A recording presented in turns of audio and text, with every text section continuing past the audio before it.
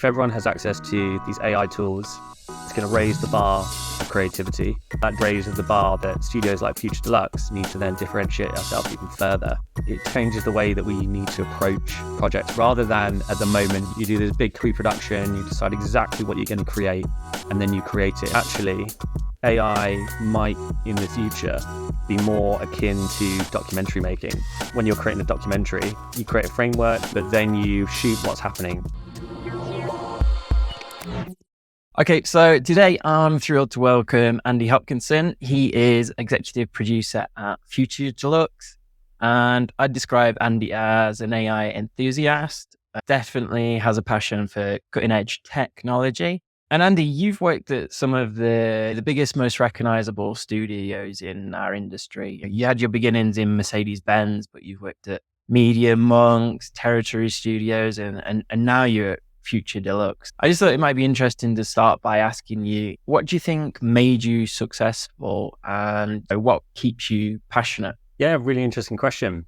I think I have always had this obsession or fascination with wanting to be right at the forefront of like new technology. Always been a massive geek, always loved kind of sci-fi. And I think that's meant that when there's new technology coming out, whether that was WebGL and the kind of glory days of microsites through to mixed reality XR when it first came out, and now that's evolved and developed into AI. I've always been like fascinated in trying to understand in like layman's terms like how technology works, and I've always really enjoyed being at places where they're trying to do things that just haven't been done before. And I think that within the kind of studios that I've worked with, that's what they love, is people who are really enthusiastic around trying things that haven't been done before. So I think that kind of like raw enthusiasm and raw kind of drive to try and master those technologies that we don't yet know how they fully work and function, and trying to see how we can use them in a commercial setting, has meant that I've been really fortunate to work at some really nice studios, which, I'm really proud of. That's awesome, because it leads into the theme of what I wanted to talk about today. And it's really this AI. Should we be scared of it? Should we be excited about it? Yeah. And all these kind of things. So Future Deluxe kind of motto is create the future. So like, how does this translate into the day-to-day culture and the work environment? I think like Future Deluxe, right when it started out, was known for experimenting with different aesthetics within Houdini and other software, doing things that people had never seen within those pieces of software. And that kind of developed to be across loads of different pieces of software and loads of different kind of aesthetics. There's this really lovely initiative that we have called Future Play, which is 2 days a month. All of the artists in the studio get to spend it on anything that they want. The only rule is that they need to be trying something new, whether that's a new aesthetic or a new piece of software, and they have to post the results on the Slack channel.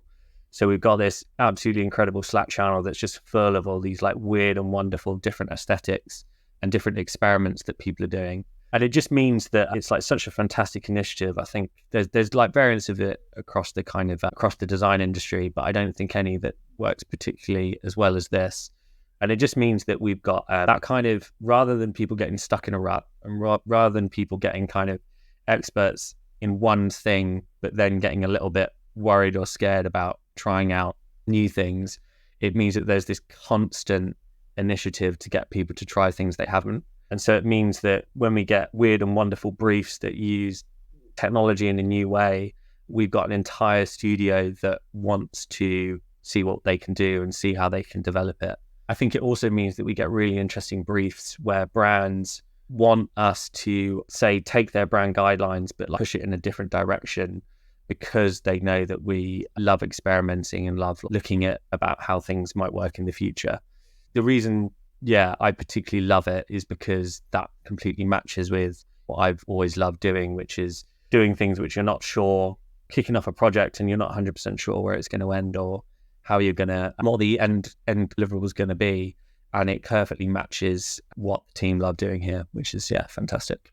It's cool. I think like creatives, like so many creators would love that, like to work in a place where you're not actively encouraged, you're literally paid to go out and experiment. There was one post that you shared recently. I think it was the latest brief. Can you remind me what that was? Yeah. So this was often future plays, just people can explore what they want to explore. This was a slightly different brief where studio-wide, Thursday and Friday were booked out. Everyone was encouraged to come into the studio so everyone could be with each other at the same time. And the brief was using the composition of an X before Twitter came along and rebranded and ruined that. But it was exploring, create a composition, create an animation, create a piece of art that uses the composition of the X. You can't use the software that you've used before, or if you do, it has to be a completely new aesthetic that you've never tried before. And people were encouraged to use tools like Comfy UI in order to see what kind of like aesthetics that they could get. And the result is this like beautiful collection of like 40 to 50 different, completely different explorations around that. On the day, we had creative directors like locking themselves in the cupboard so that they could get like a dark room to shine lights on plants and then capture that. We had a bunch of people using Comfy UI for the first time to explore the different nodes that they could use. We had people using like traditional tools like Houdini, creating these like weird and wonderful creations. It was just people were also encouraged to work with people who they hadn't before, rather than like, teams evolving where they're only like working with each other. You just get this amalgamation of like different ideas because you've got this like melting pot of different experiences and different skill sets and things like that. And I think that like, the reason why I think that's so important nowadays, especially, is because people talk about the fact that AI could create this like sameness. Everything will start looking the same. And I think for me, human creativity and getting people together and getting them to explore these things is a fantastic way of combating that and making sure that we're constantly coming up with new things that people might not have seen before. Yeah, it's an interesting thought. Is like, is AI, like, it's really quick to make an image. So I'm thinking a lot about what does make us unique, like where is the value? And Future Deluxe are really leaning into their people, really, like creating new aesthetics. No, 100%. You've led a lot of kind of different projects from AI, XR, UX. Could you maybe share a specific example where AI's either changed the creative process or maybe you've come to a completely different final solution? Yeah, absolutely. So there's one project where a career highlight of mine, which was we were briefed by a sportswear brand. Can't say who it is, unfortunately, but we were briefed on it, and it was when Midjourney was just first coming out. And I was obsessed with Midjourney, and I was just playing around with all these different creations and seeing if I could make these sportswear items out of like different material properties and things like that. And we'd been briefed on this project, and it had a script that the client had put together, signed off.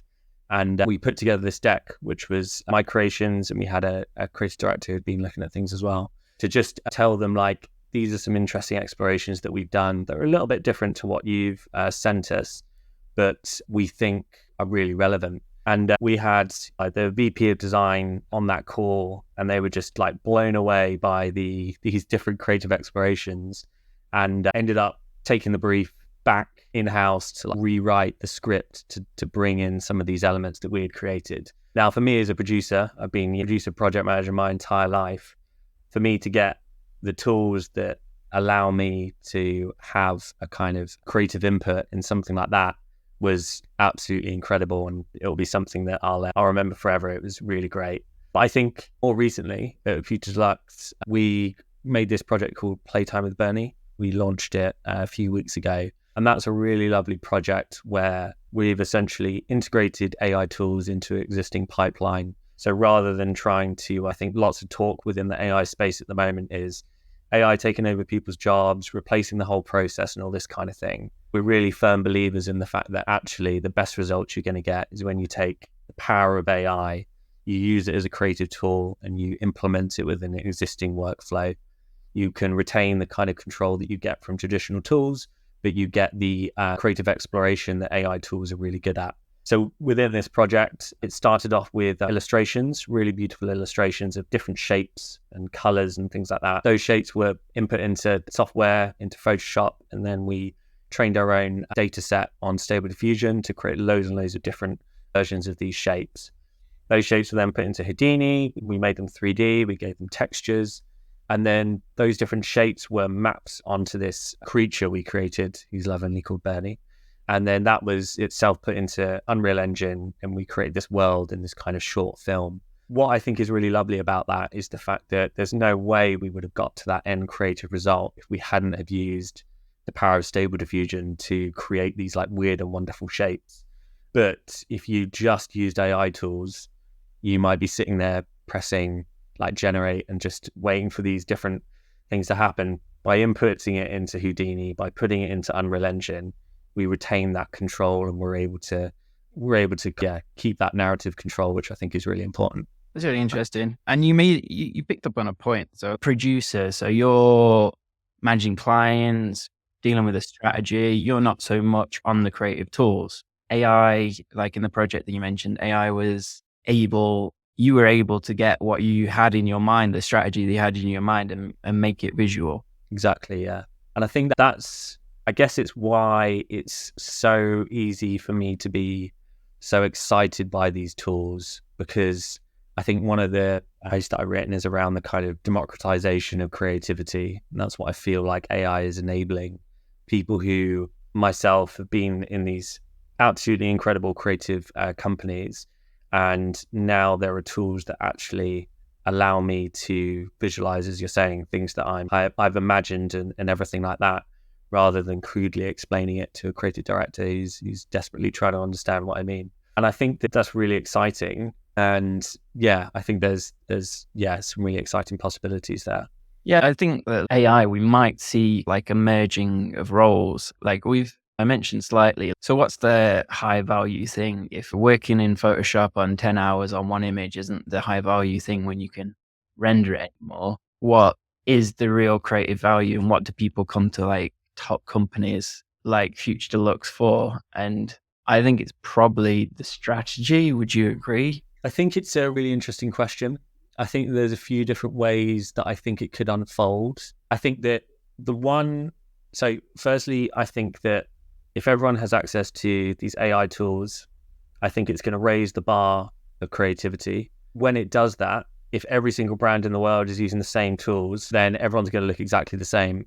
So for me, all that does is it raises the bar that studios like Future Deluxe need to then differentiate ourselves even further. Now, the way that I think that we can do that is through immersive experiences, through experiential, and through AI enabling, whether that's like hyper-personalization or enabling really exciting things that we've done before, but allows us to do it potentially easier. I think that's one way that will be really exciting. I think the other is the fact that design and innovation director Curtis has this really lovely analogy, which I've stolen because it's just fantastic, which is around the fact that it changes the way that we need to approach projects from a production standpoint. So rather than at the moment you do this big kind of pre-production, you decide exactly what you're going to create, and then you create it in the production phase. Actually, AI might in the future be more akin to documentary making. And so what I mean by that is when you're creating a documentary, you create a framework, you create parameters,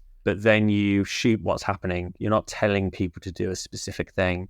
The point is that you're letting things happen, and then afterwards you're editing it together and you're creating a really interesting story. Now, AI, I don't think it's there yet, but very soon could be in a similar place where you create the framework, you create the parameters, and then you let AI create these different variations.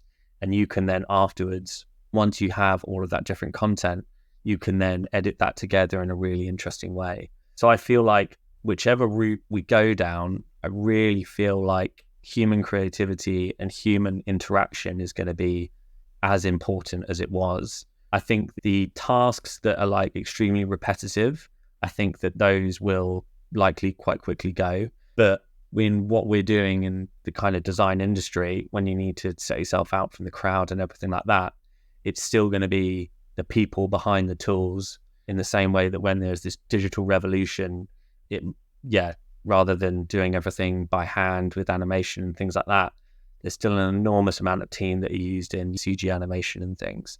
I think it's going to change things, but I think it will change things, but I think the same things will still be really important. Yeah, I like that, the way of describing it, because I think AI is a lot about frameworks and processes and all of this, but using that analogy of a documentary, yeah, you can have an idea what it's about when you start, but actually you don't control the way that the world unfolds. Yeah. That's a really nice way to look at it. And I think yeah, exactly. I think it's great. And the other way that we look at it as well, in terms of how that actually changes like productions when you're working on projects, is we would normally on a, say, 8-week project, we'd have like 2-week R&D phase up front, and then you have like 6 weeks to do full production on the project. The way that might change things is, rather than making that kind of 6-week or 4-week project, you use the same amount of time, but you might have 4 weeks or 6 weeks at the start where you're actually just creating a huge amount of different pieces of content. And then the production part of the project is actually putting that together in a way that most makes sense. So I think I think it'll be interesting to see how things play out. But in terms of like time savings and things like that, I think it's probably going to be less than people think, because there's still going to be a lot of work to do. It's just going to be a different kind of focus of where that work needs to be. That's definitely something that a trap that I've fell into, is this fear that everything's progressing linearly, in a linear way, and that the AI is just going to get better and things are going to get quicker and quicker. And then it's okay, so if a 6-week project is now a 1-week project, Right. How does the economics of the industry work? But I think as like we're seeing now, it's not advancing as we thought it would. Yeah. Like large language models, for example, they're really not that intelligent. We're seeing a lot of the reasons that they're doing so well on these tests is that the test data was leaked. So yeah, it's getting in out of 100, but that's because it knew the data. So if you do the same test, but you change the details of the question. Interesting. For example, you just swap some elements around, like numbers is a good example. It's one of them logic tests, and you just flip the numbers. So it's the same question, but the actual figures have changed. Then they don't do as well. Yeah. So what's becoming more obvious is that if the training data doesn't include the answer, then they are not very good at all. Yeah. They're in kind of logic or reasoning. Yeah, no, it's really interesting. I think I still use ChatGPT like every single day across work and personal, but I think that a lot of it is it's really helpful having thoughts. I use it as like a sense check, like a Microsoft Copilot has branded it perfectly, right? It's a kind of a Copilot that you sense check things with, and then it tells you what it thinks. Often it might feed back on something and I might disagree with it, but then it's made me realize what I thought, and that's what I was trying to get to, if that makes sense. So I think that they're really powerful in terms of that kind of back and forth feedback in order to get to a result that you really like. But for me, I think, large language models, what I'm particularly excited about is when they get a memory feature. And ChatGPT has been teasing this for a little while. But for me, that's going to be extremely, to your point, right? When you have a data set that is really specific and can get really great results. So I'm going to be signing up to download everything in my brain into ChatGPT so that I can have a version of myself that knows exactly what I like. But all jokes aside, like if we have a memory feature and then you're using this tool for like 5-10 years, like it's going to be so powerful. And it will know all of the nuances and everything like that. I feel like for me, and this is perhaps me getting a little bit too excited because I watch a load of sci-fi, but I can really imagine a world where people can purchase access to someone's ChatGPT that's been trained on them for an extended period of time, whether that's like we're doing a project across the world and we need like cultural understanding in that country and we need insight into how people act and things like that. You could purchase time for a strategist that focuses in that area or something, or a lawyer that works in a specific area. And I think for me, that's where people talk about the fact that like, why would you need that? You could just use the ChatGPT 7 or whatever it's going to be called then. I still think when everything gets better and better, I still think people are going to want like the step above that, if that kind of makes sense. So if everyone has access to ChatGPT and that means that everyone's legal understanding is at a certain point, fantastic. But that means that when you're having an argument with a company, they're going to have access to exactly the same thing. So you're going to need something above that in order to actually have an advantage. So for me, I feel like something that people perhaps overlook is that if you consider our world now and technology and AI advances as quickly as people think it is, then our world now could be very different and it could be quite dystopian. But everything changes at the same time. And that's the thing that I'm particularly excited by, which is what are the kind of USPs going to be for people, for agencies, for studios as this technology increases? How are people going to be able to put people a step above it? And that's, what really excites me. I've started thinking about this because collecting my own personal data in a way, but I think it brings up an interesting problem in the same way. Like I write stuff on LinkedIn and I find that the process of writing obviously improves your clarity of thinking on things. So this is the idea. So if you collect lots of your different types of writing, whatever the theme is, it's specific to you and it's your thoughts. Yeah. And then you can get the AI to write your thoughts for you in a way, and it's personalized and it's saving you money. But at some point, like if you're not writing it, how are you having these thoughts? So it's danger of becoming like that Wall-E future where we don't have any.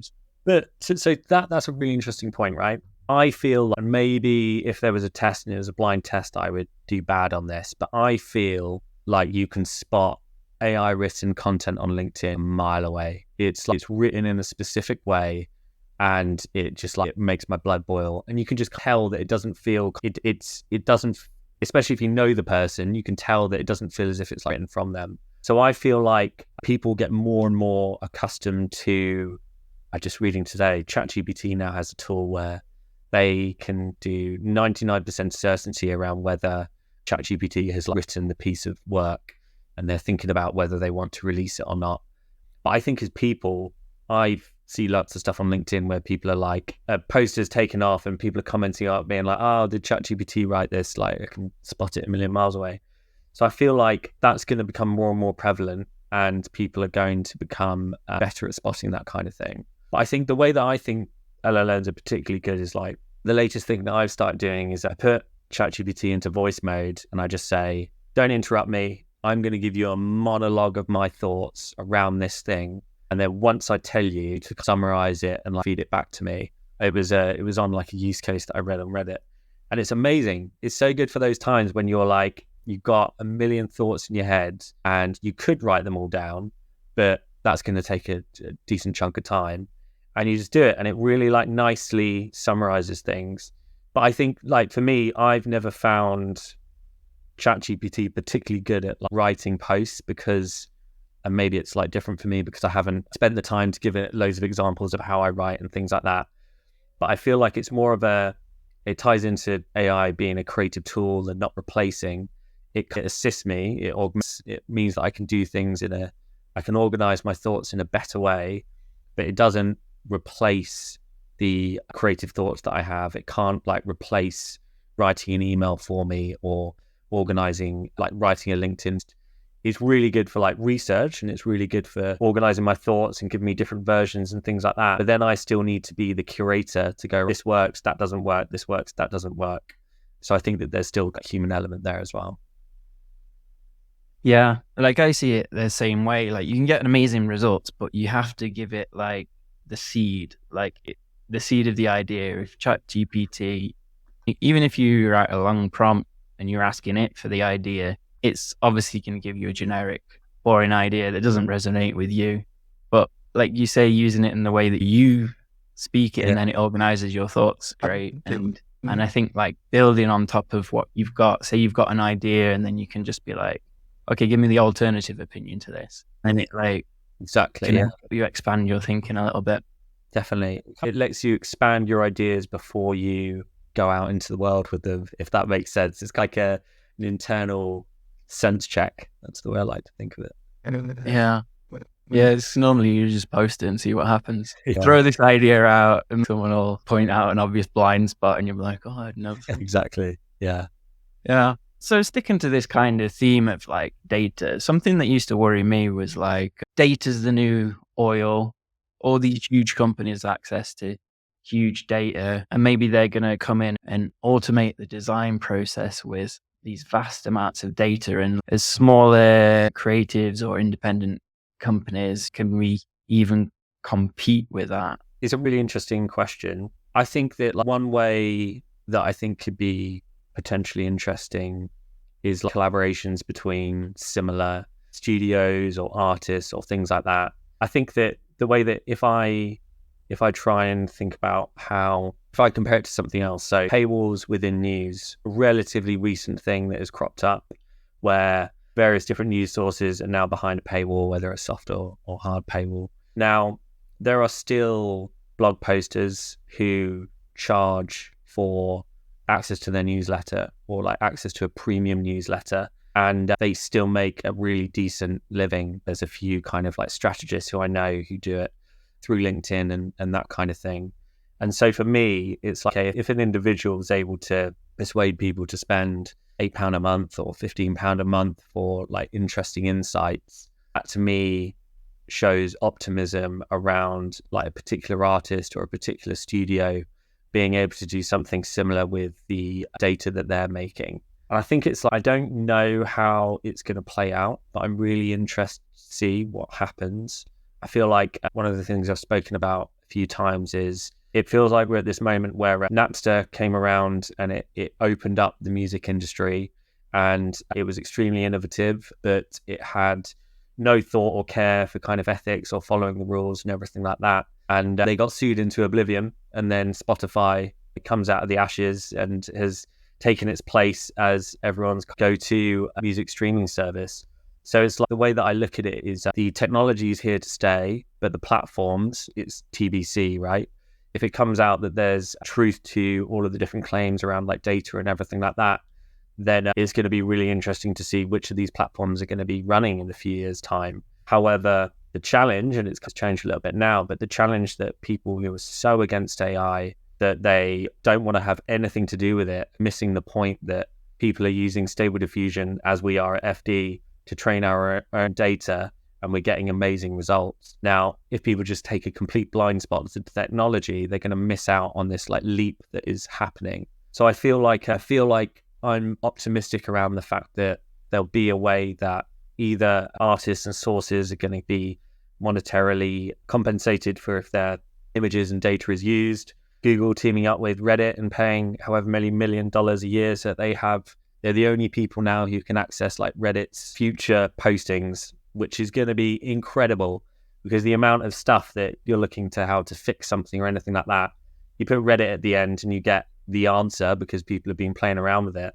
The fact that Google Gemini are going to be the only people that can access that now is going to be groundbreaking. So I feel like there's these examples of data being correctly purchased and things like that. Bit of a monologue, but hopefully. No, it's interesting. I think we are in this wild west of kind of data and ethics and things. And Google was in the news yesterday, and there's a US court ruling that they're search engines a monopoly. Yeah. They're going to have to change, and they have all the data from YouTube videos, and in the future, maybe they won't be allowed to do these deals with Reddit and own that and own all YouTube as well, because that's a vast amount of data. And I think every model, whether they admit it or not, has been training on YouTube. I think you're right. It's just so valuable. I found I was watching a really good AI panel, and it had a bunch of different people from different kind of AI startups and things like that. And it had the chief science officer from Meta as well, and they're having these interesting conversations. They were openly talking about the fact that they were we have LLMs now that are trained on all human knowledge that is written down. That's done. So what they're looking at now is how can you make smaller models that are more efficient and things like that. But the next step is that they're we want to feed all of the videos and all of the film content that has ever been made into those systems as well, because that's going to give an even greater understanding and contextual understanding of the world and everything like that. I think video is particularly interesting because I think it shows that rather than this astronomical rise to AI and AGI that some people think, there's going to be these very practical technical stumbling blocks in the way. For example, with video at the moment, it's generative AI can't contextually understand video very well. It doesn't understand why people are getting better at simulating it, but if you pour water on one side, why would it go down there because it's got a bit of an incline versus going up? and things like that. I think it's really interesting. I think you're right. Like, it'll be Google feel amazingly well placed with the amount of data that they have. And I think how they've been, like, in my opinion, really responsible with the amount of data they have about me and where I go on Google Maps and all this kind of thing. They are, I think, a good example of like a tech brand kind of doing that kind of correctly. It'll be really interesting to see, as you say, whether they're going to be blocked for if they can use YouTube. That'll be phenomenal. But yeah, it will be really interesting to see how things play out. Cool. Let's change it up a little bit. So you've spoke already about this briefly, but have you seen your role as a producer evolve since AI has appeared? Yeah, I think it's, for me, a producer means so many different things to so many people. For me, it's about getting the best selection of people with the best skill sets and the best technology to create something. And so for me, AI is just like this like new component. It's like a new analogy. You got a pocket knife. It's like a new tool that you're able to attach to that gives you additional flexibility and works really well in some cases and works really badly in other cases. I think for me, what it has changed is, as I mentioned at the start, it allows me to get more involved in creating than I would have before, which I think is particularly exciting. And I think it's the first time, at least in my career, where there's a new technology which has come about, which has basically, like, everyone started from the same position. It's not like people have been playing with AI tools for the last 15 years. Within the last 2-3 years, everyone has got access to them at the same time. So being a massive fanboy, it's been really interesting, and I've really loved just getting up to speed on how all those different tools work and everything like that. And I think for me, like, as a producer, that then means that when there's a project and we get a particular brief, I'm able to suggest, why don't we use this particular AI? Could this tool work really well? And all this kind of thing. So it has given me some new kind of creative avenues and new things that I can get involved in. But I think the kind of role of a producer is the same in lots of ways. You've just got an additional tool to add to your belt to use when it's appropriate. Cool. So, like, on a more personal level, or maybe as part of your job now, are you using tools like Midjourney? Are you going into Stable Diffusion and learning it because you know as much as everyone else? Yeah, being completely transparent, like, less so than CG designers or creative technologists, but I am, like, very active within Midjourney, playing around with that, always making sure that, I think with Midjourney in particular, I think that lots of people believe that prompt engineering got this massive backlash when it came out, and people laughing at it, and they're like, people are getting paid to know how to search Google and all this kind of thing. I feel the way that I view prompting in any kind of AI engine is it's like a light code base that you're learning. It's definitely not as complicated as coding in React or C+ or anything like that. But you get someone who's never used it before, you give them that tool, you ask them to create something, and they're like, oh yeah, actually, no, okay, yeah, it's a little bit more complicated than I thought. I, on a personal level, want to have a solid understanding of, like, all these different tools.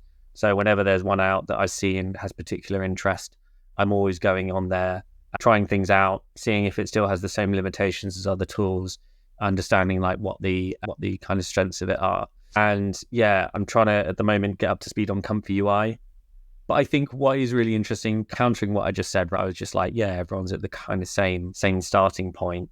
We are in some respects, but people who are used to, for example, Houdini and other kind of like 3D software or other design pieces of software, they do have a massive advantage because they're used to these node-based systems. They're used to having that kind of methodology around how they create things. So I think, although there's these tools like Midjourney and Runway and a bunch of others that make it more user-friendly, I feel like it's the tools like Comfy UI that are going to be the ones that end up being the kind of powerhouses and the ones that are actually used in kind of real productions, because they give so much more control, and because control allows people to visualize things that they actually want to see in a much better way. Yeah, I think, like, someone pointed out to me recently that actually I was thinking, like, AI tools are going to get simpler. As they get more intelligent, they'll do more of the work and it'll just be simpler to use. But it's not really the way that the world works, is it? I mean, we started with Stable Diffusion, and then there's Comfy UI, and there's new nodes and new abilities and people making super complex workflows every day. And it's just getting more and more complex, really. Yeah. I think that's what I mean around when I say the world doesn't stand still, right? Things continue to develop. So it's like, what will happen in a few months' time, in a year's time or whatever? People are already doing it now. Really popular processes on company Y will be turned into their own product because it's much simpler pressing this button in order to get it to do something than it is setting up for 2 hours, those different nodes and everything like that. But by the time that's happened, the person who originally set that thing up would have figured out something new and something really interesting. So it's going to be this constant like step change, which is why I believe that it's like not going to get to this point where it's just like you go, someone wants a launch film and they want this and this to happen, and you just verbally say it and it creates what you wanted. Like that result is always going to be worse than if you had a team of people who have all of those tools at their disposal. They have 8 weeks to do it, and the result is always going to be better. That is what kind of drives the optimism for me about how we'll continually push things forward. You mentioned collaboration a few times, and I think that the other side of AI is that it really allows one person to do so much more as well. Yeah. Like you could, if you had the time to film right now, you could do a full feature-length film. It might be awful. That's the point, isn't it? I think that you are right. I think that I wrote this article right when AI first came out around the fact that it's like throughout sci-fi films, whether it's like Star Wars or Ex Machina or everything like that, like AI is used to enhance humans' activity.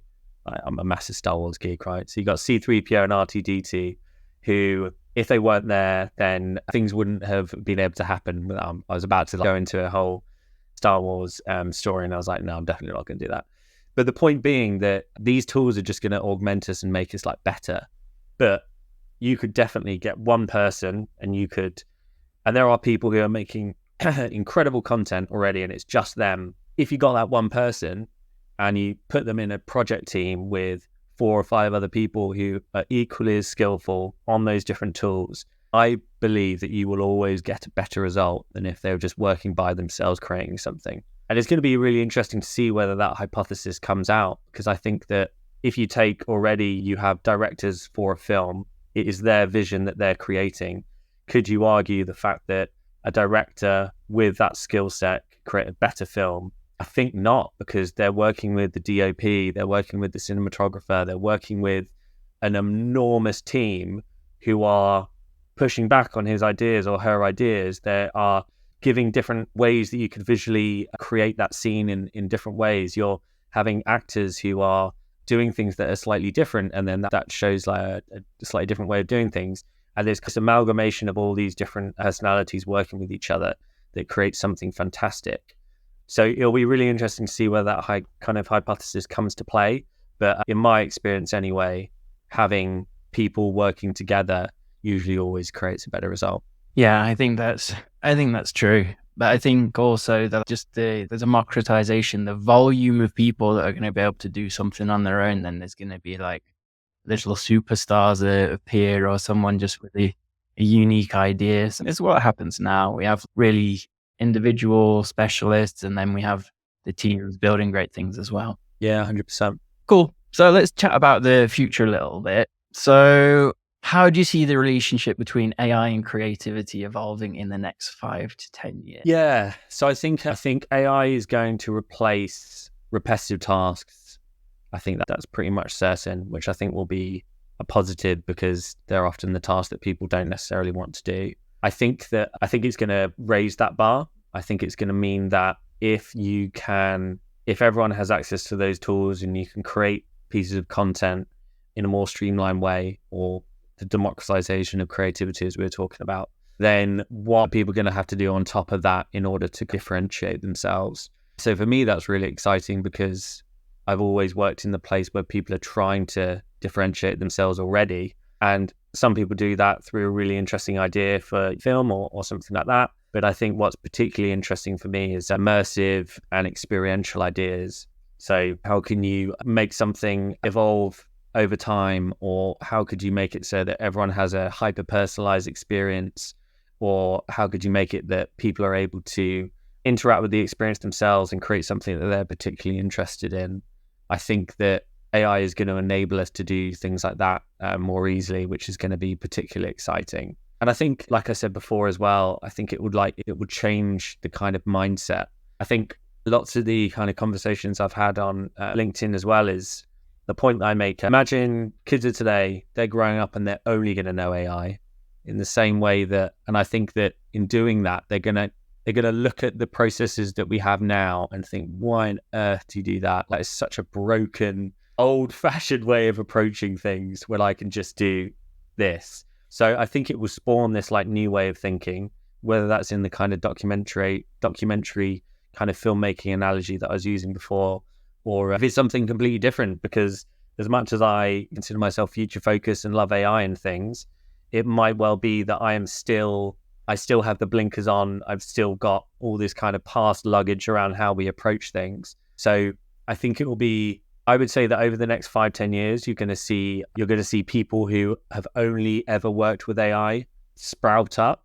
And I think that the way that they might approach things is going to be extremely disruptive, which I think is particularly exciting.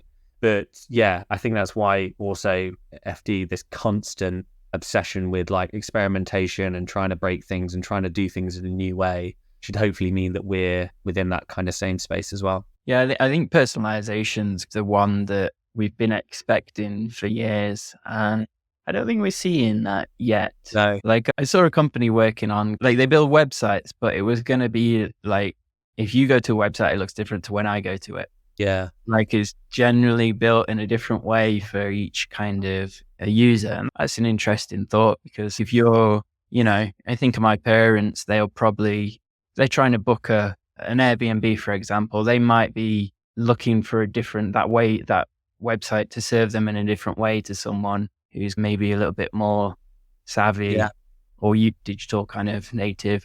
Definitely would want it to react. No, I think it's really interesting. Definitely. Yeah, I'm excited to see where it might take us. Cool. We've been chatting for almost an hour now, so I won't keep you much longer, but I always like to ask the last question, and that's ask the guests for kind of their advice for creatives when it comes to AI. How should we be thinking about this? How should we be acting? Yeah, definitely. I think we're so early on that I would just say play around with every tool you can. Get an account on every single platform that you see within the design sphere that you're in, and just test out a bunch of ideas, just play around with it. The amount that you'll learn through just a couple of hours on each will, I think, number one, just make you realize that we're not at the end of times, because they're extremely limiting in lots of ways, but also should hopefully create some really interesting excitement around what's going to be possible. And I think as well, so like experimenting yourself, and I think just following people who are doing some really interesting work within this space. I think for me, LinkedIn is a fantastic place for that. And I think it's really the AI community on there is fantastic and is really good at sharing a bunch of fantastic work.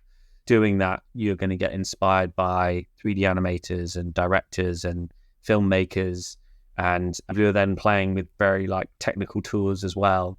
So I think just following people who are giving a broad oversight on those different things as well, I think is really good.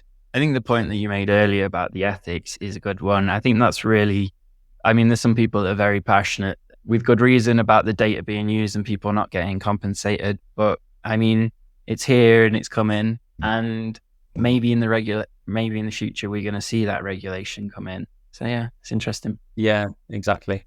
Awesome. Thanks for chatting with me. It's been great. No, it's been really good. Thank you for inviting me on. Been good fun. If you like this video, you love our weekly newsletter, sign up at Design Resources.